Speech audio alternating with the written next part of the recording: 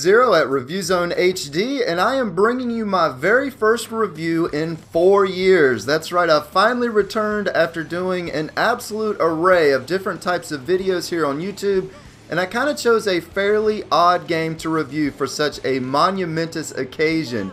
Monster Jam Crush It. I'm not really a Monster Jam fan. I've been to 1 or 2 Monster Jam events in my entire lifetime, but it's not something I follow. But it happened to be a game that I was recording this week, and I said, let's go ahead and blow the dust off my review book and kind of see who's still around here. So this immediately feels like one of those types of games that gets rushed and slapped together right before the movie of the game comes out, but in this case there is no Monster Jam movie. This is just a game that had to have been on a very low fixed budget. Now, is it worth your $20 to $30 for a couple days of fun? Let's find out in the review.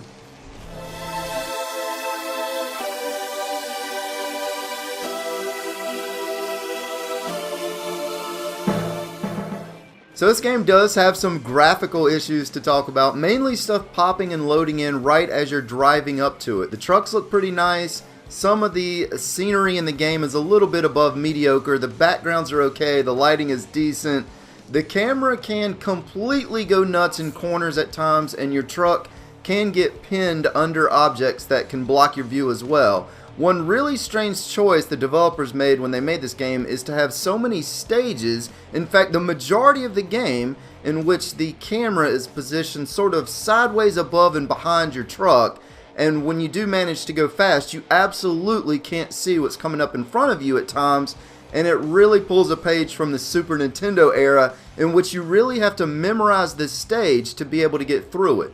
There just really isn't a lot that shines in the terms of graphics with this game. It definitely doesn't look like a last generation game, but it's also not taking much advantage of the next generation hardware.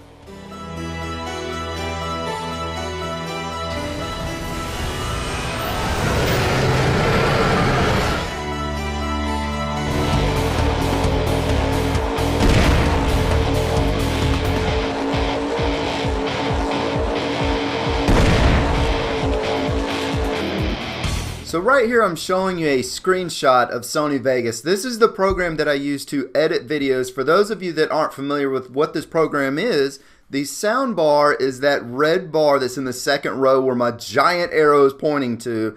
This shows you the actual sound levels in the game, and as you can see that bar is full almost all the way across, and I point this out because when you're playing this game it has a constant whirling noise of the engines and some really serious hard pounding rock metal that's just non-stop. It will leave you feeling like you've inhaled a whole lot of monster truck fumes.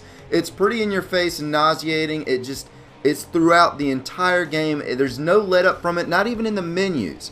And after playing for several hours I felt like I had listened to the same 15 seconds of soundtrack about a quadrillion billion times. It's another downside to this game, unfortunately.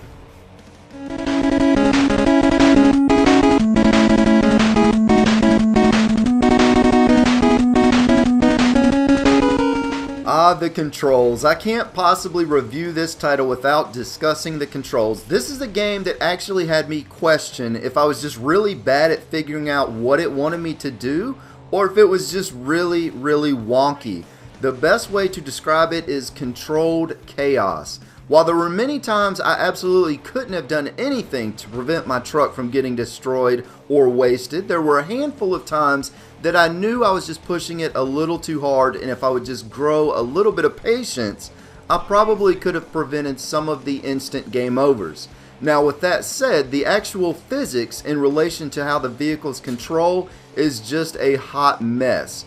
Invisible bumps, odd jolts or shifts in how my vehicle is handling or landing was a frequent issue. Now there were times when the stars aligned and miraculously the game functioned the way it was supposed to, and those moments were great. They were fun, they were a lot of fun, but for every one time that would happen, I'd have 10 times where everything just mechanically and fundamentally fell apart. So to recap, the game can be fun in short bursts, and you may even really enjoy your first hour or two of playing, but at some point everything's going to start falling apart, and when that happens, that's when the frustration is going to start to set in.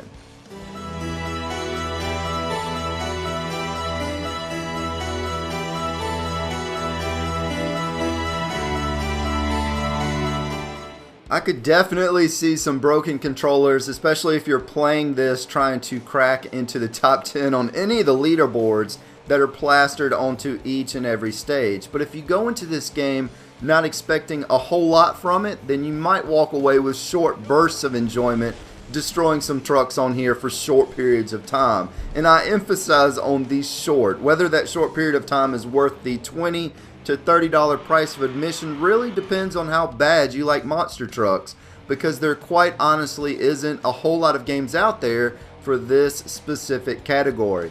It's not a game for everybody. In fact, it's not one I would recommend, and it's probably not a game that I would personally play through a second time. But it is a game with big loud monster trucks, and for some that might be all that matters. This is Zero at ReviewZoneHD, and as always, thanks for stopping by. Meow.